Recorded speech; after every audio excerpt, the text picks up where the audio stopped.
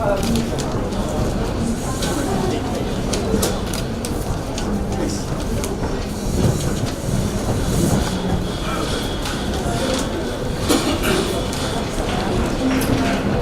morning, ladies and gentlemen, and a very warm Bulavanaka to you all. I'm Amy with the Climate Change Division, and I'll be your mistress of ceremony this morning. Before we proceed, please allow me to introduce and welcome our panelists. Launching Fiji's first National Adaptation Plan this morning is the Prime Minister of the Republic of Fiji and the COP23 President, the Honourable Voreqe Bainimarama. Representing the Canadian government is Canada's Ambassador for Climate Change, Ms. Patricia Fuller. Also joining us this morning is Ms. Anne Hamill, the Director for NAP Global Network Secretariat with the International Institute for Sustainable Development. And of course, last but certainly not the least, is Dr. Adrian Fenton, the NAP Advisor embedded with the Fijian government. Ladies and gentlemen, as some of you are aware, this National Adaptation Plan we launched this morning is the first of its kind for Fiji, and as such we thank your presence here this morning. Thank you for accepting our invitation and joining us this morning for the launch of Fiji's National Adaptation Plan. So without taking any more time, please allow me to invite the Prime Minister of Fiji and COP23 President Honorable Voreqe Bainimarama to deliver his remarks. Your Excellencies, nothing is more important to us as climate vulnerable nations than to have the means to adequately adapt to the frightening new era that is upon us.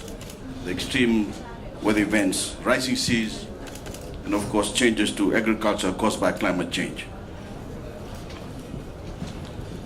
As COP23 President, I repeatedly called on the industrial nations to free up the many billions of dollars needed for adaptation purposes through the Green Climate Fund.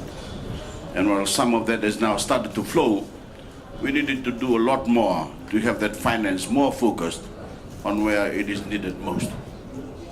Of course, we all need to focus as nations on our own adaptation measures.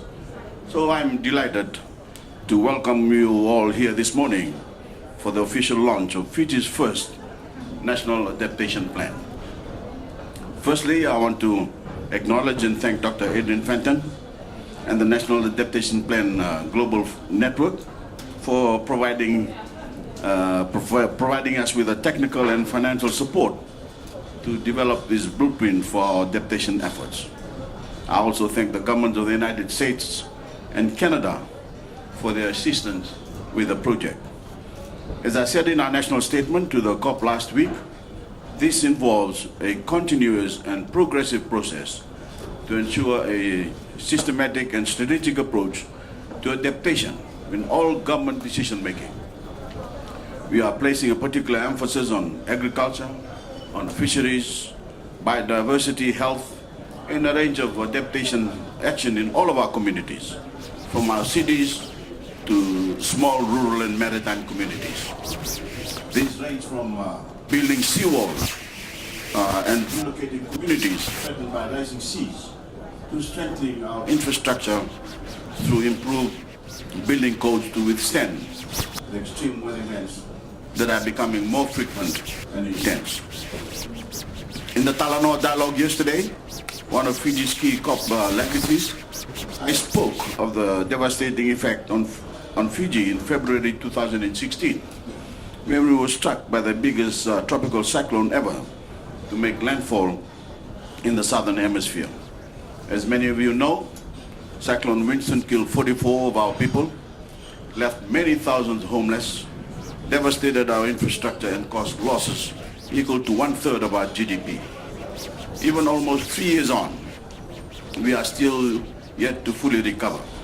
But above all, Winston has taught us all a lesson and has had an edible impact on the national psyche.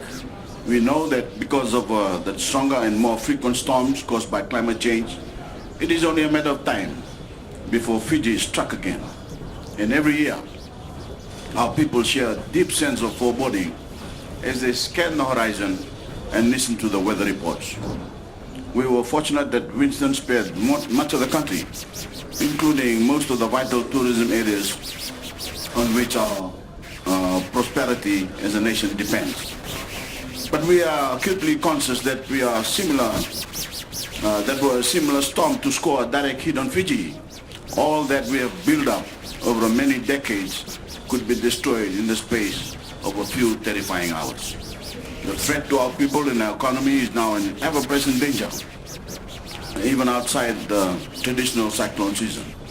So we know that we must be prepared for any contingency. And that also applies to the rising seas that are forcing us to relocate entire communities, and the changes in agriculture, like increased salinity, that pose the threat to our food security and the livelihoods of our people. Friends, we have some hard copies of the National Adaptation Plan available here today. Should you require one, or you can access it on the net at our Ministry of Economy website, www.economy.gov.fj. What you will find there is a comprehensive document emphasizing a whole of economy approach that aligns with our national climate change policy and other key strategies such as the National Disaster Risk Reduction Policy, the Climate Vulnerability Assessment, and Green Growth Framework. Above all, it places our adaptation strategy at the core of Fiji's 5 and 20-year National Development Plan. So it is a holistic approach to reducing risk and stresses the critical importance of our response to the climate threat being as efficient as it can possibly be. None of this can be done without improving the responsiveness of our institutions and our processes of governance. So the Fijian Adaptation Plan stresses the importance of improving efficiency across the whole of government to provide better coordination and increase our ability to mobilize our resources. Friends, formulating this plan has been an inclusive exercise involving a wide range of stakeholders in government, the civil society, and the private sector. And I want to use this opportunity to thank everyone who took part in the great contributions you all made. We now have a blueprint that is not only comprehensive and holistic, but that we can build on as time goes by. And we can be sure that as the climate threat increases, we are going to learn by bitter experiences what works and what doesn't, and be able to adapt our plans to meet whatever contingency emerges. In closing, I want to repeat the consistent appeal that I've made as COP23 President for the world to do much more to address the root causes of climate change and the ultimate reason we are so much in the firing line through no fault of our own. We need a 5-fold increase in climate ambition, 5 times more action if we are to keep global warming at 1.5 degrees Celsius above that of the pre-industrial age and achieve net zero greenhouse gas emissions by 2050. So I appeal to the world to follow the lead taken by Fiji and the Marshall Islands as the first 2 nations to commit to increasing their NDCs by 2020. As I keep saying, if we can do it, so can you. I'm very pleased to see that Canada and Jamaica are already committing themselves to raising their own NDCs.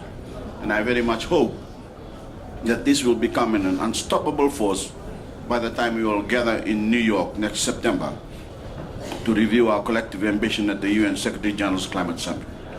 Thank you for your attention this morning, and I now have the great pleasure to formally launch Fiji's National Adaptation Plan. Nakawalew, and God bless you all.